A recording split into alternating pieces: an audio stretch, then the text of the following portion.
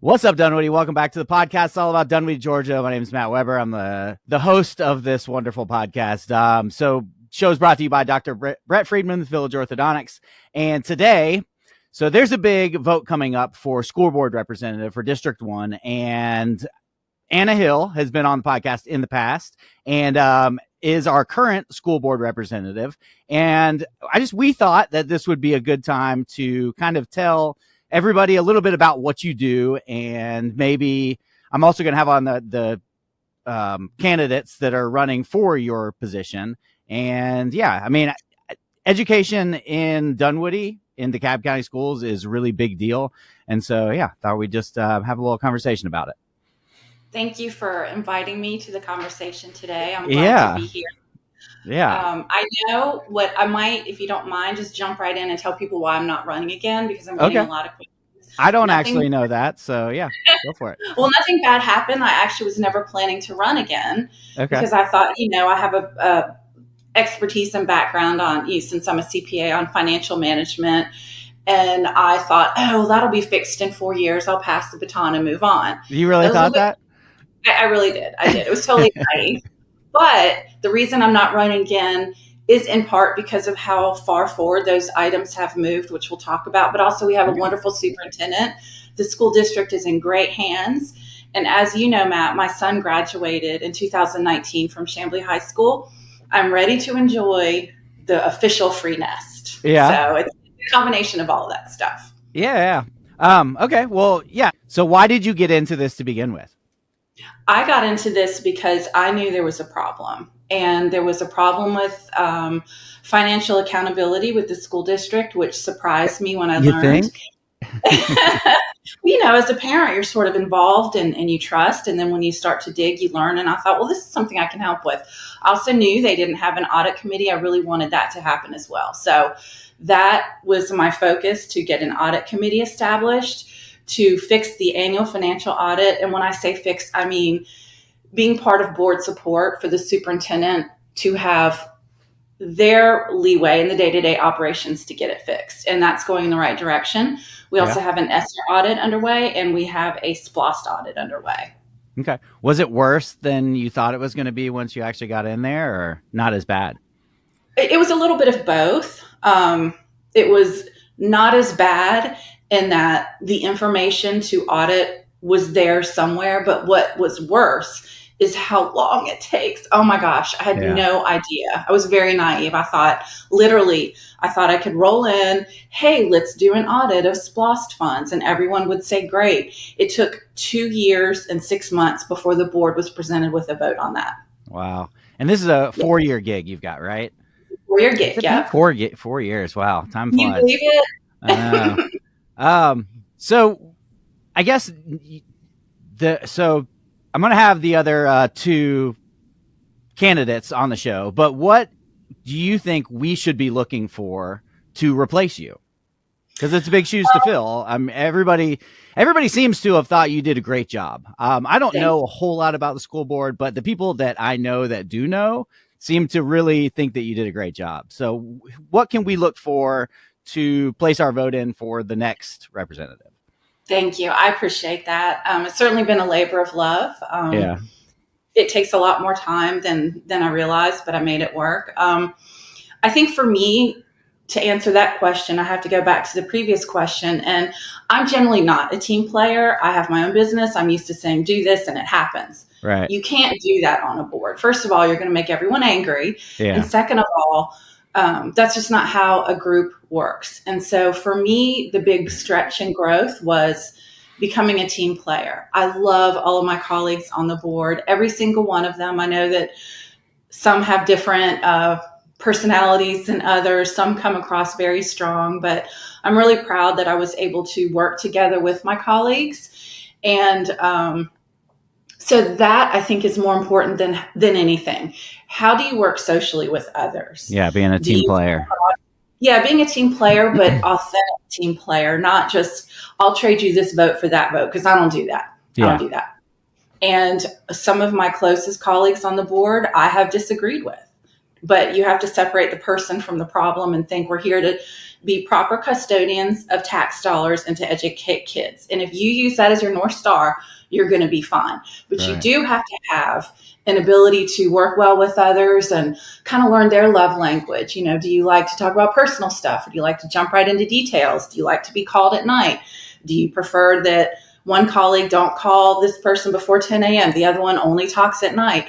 I'm a 6 a.m. to a 3 p.m. person. So you can call me at 6, I'm ready to go. Yeah. Other people, I'm halfway done with my day and they're just getting started. So I didn't realize the importance of that. And we've had colleagues that have come in guns blazing, ready to do the good work, and they've irritated everyone. And that's really hard to undo.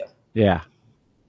Yeah. So what are the biggest challenges that you faced? I know that when you came in, it was kind of a show. It was a show. Where did you start? I started during COVID, which was tricky. Yeah. And that really became the focus. And then, it's a nationwide problem, learning loss and all of that. How many of you started during COVID? Like what was the turnover when you came in? In Deirdre Pierce. Okay, just Pierce. Yeah, we came in together. And we couldn't be more opposite in our upbringing and life experience and even where we are in life with age. Yeah. But we call ourselves Deirdreana. I love her so much. And it's just been wonderful to roll in with someone. And she's running for office. And I hope she has an opportunity to serve again. But I came in during COVID, and then we had a situation where one superintendent left, another one came in. So I'm now on superintendent number 3. But that is another reason, as I said, I'm leaving because we're in good hands. I believe in term limits and someone else needs an opportunity to come in. I also learned, because I didn't have an active kid in the system, I thought, well, he just graduated, it'll be good. It is so hard to know what's going on in the system if you don't have kids actively in the system. And that was really tough for me too. And, he's 5 years out now. So on your way out, is there like big stuff happening in the school district right now? Like what's happening? I know that Superintendent Horton has gotten massive praise. And I can't remember that happening in the past since we've been in Dunwoody. So what's happening? Well, we have some very exciting things happening. We have a brand new middle school and high school. It's being called Sequoia Middle School and Sequoia High School. It's going to be in the place where Sequoia Middle School is now. That's a really, really big deal. Yeah. I'm super excited about that. And of course, we all know what comes with that is the R word, redistricting or reimagining. Don't say it. Yeah, we're supposed to call it reimagining. Yeah. Because really redistricting is about the technical moves, but reimagining is how do the programs fit the people and all of that. Yeah. To do that, Dr. Horton is using data, and I think that's wonderful. Remove the emotional element, get the community feedback and tie in like, hey, we like having a neighborhood school, or we like this, or we like that. So that's going to be an element of it. But he's doing a student assignment planning committee project that will take at least 18 months. In the meantime, the school is being built. Cross Keys High School Wait. He's planning ahead? I know. Can you believe it? Wow. Yes, the Student Assignment Planning Committee nominations and applications are coming out over the summer and into fall. If anyone is interested, reach out to me, Anna_Hill at DeKalbSchoolsGA.org. You can find my email on the school district website too.